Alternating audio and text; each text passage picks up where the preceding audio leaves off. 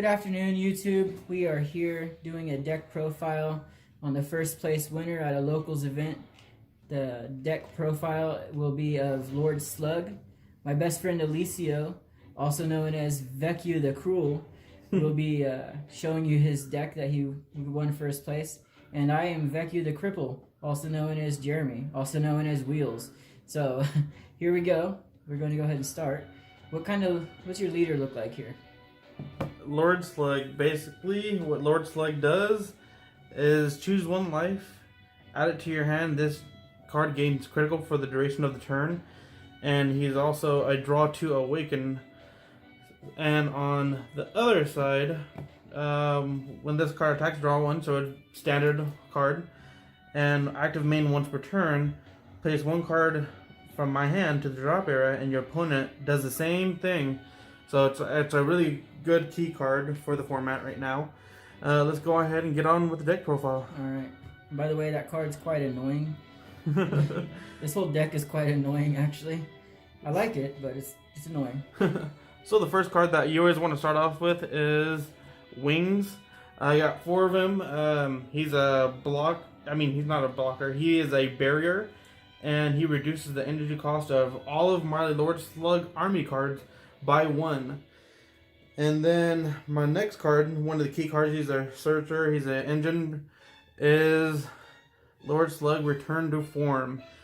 Generally he's the searcher. When you play this card, choose up to 1 Lord Slug army card from my deck with the energy cost of 4 or less and add to my hand, then shuffle. Okay, so those are the cards that you generally want to open up with. And then I also run 4, the loyal one, and he's basically a free blocker. And if I have Lord Slug army leader, he just comes out for free and he gets everything else going. Or if I don't really want to take a hit, I just play him out.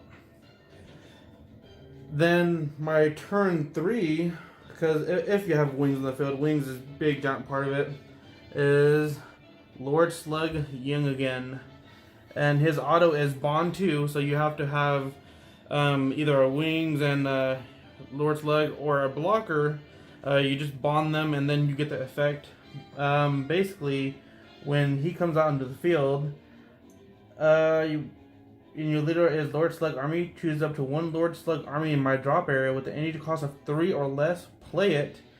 Then choose up to 1 of my energy and switch it to active mode. So this is all just turn 3.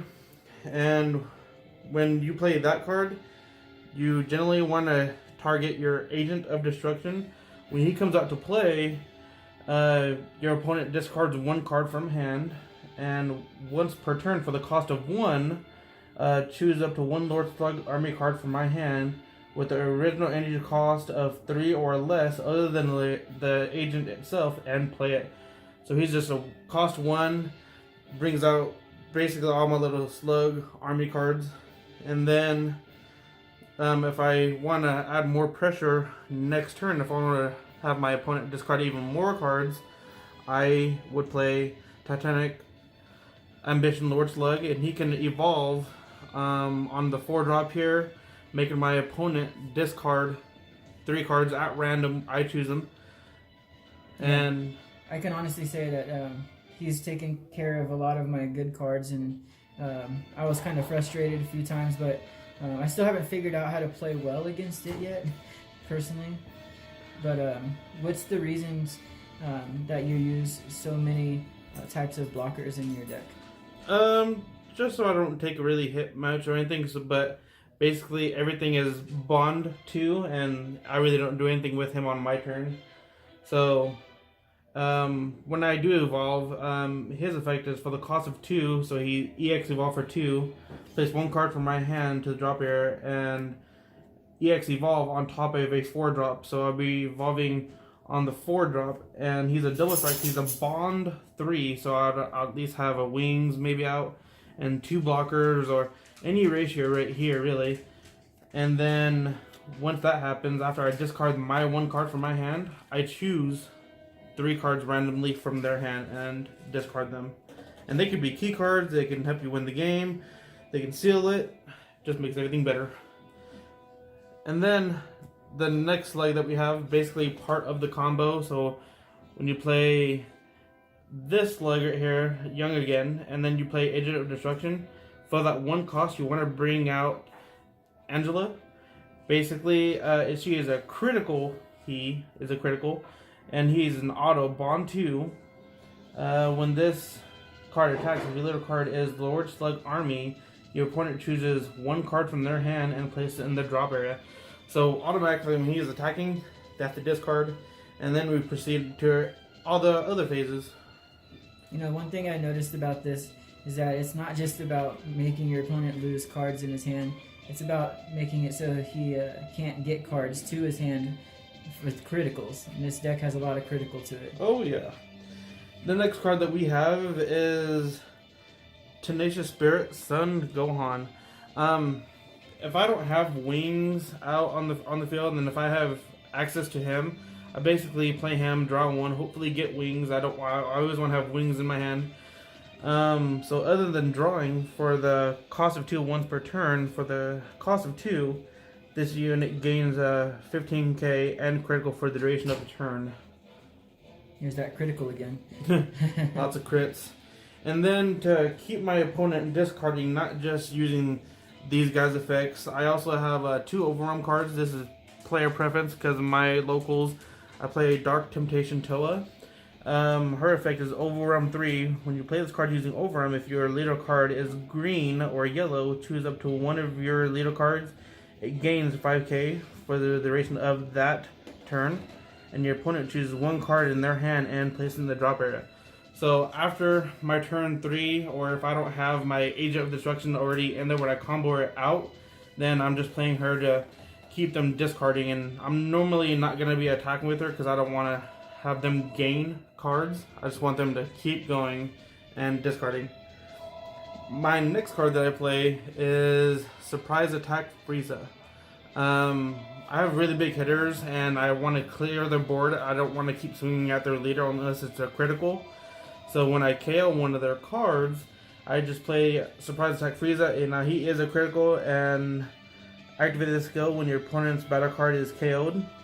If Frieza is not in play, I can play this in my battle area from my hand for free.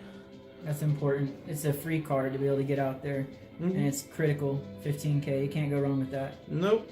It's always going to make them discard or take a crit. Now this is my super combo is basically player preference. I like to draw a lot more cards than my opponent does. A lot of people are running the Namekian one. I actually am running the Defending Father Paragus.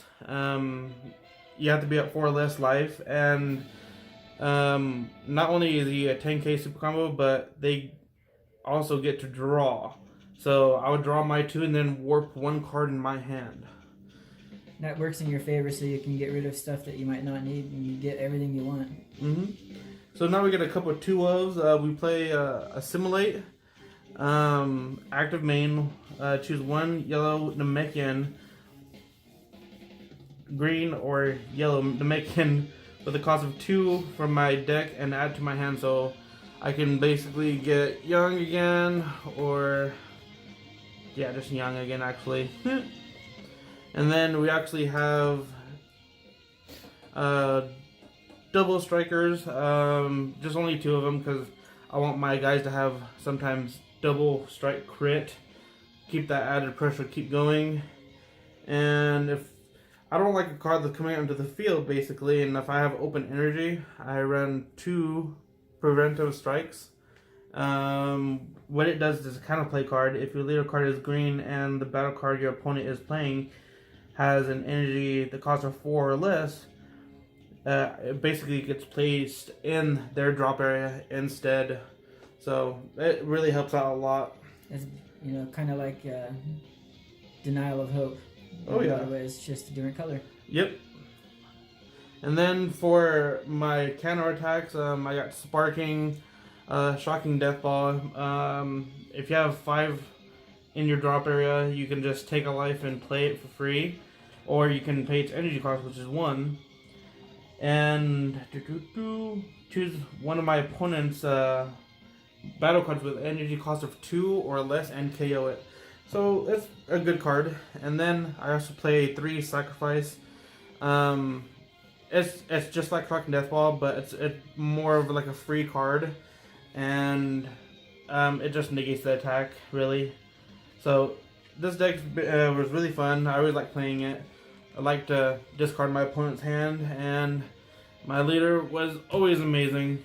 So yeah, that's my deck profile, which won our locals first place. He's actually got one of the large cards, but he didn't bring that with him today. No. All right. Well, guys, thank you very much for tuning in. And remember to like, comment, and subscribe. You guys have a great rest of the day. Bye-bye.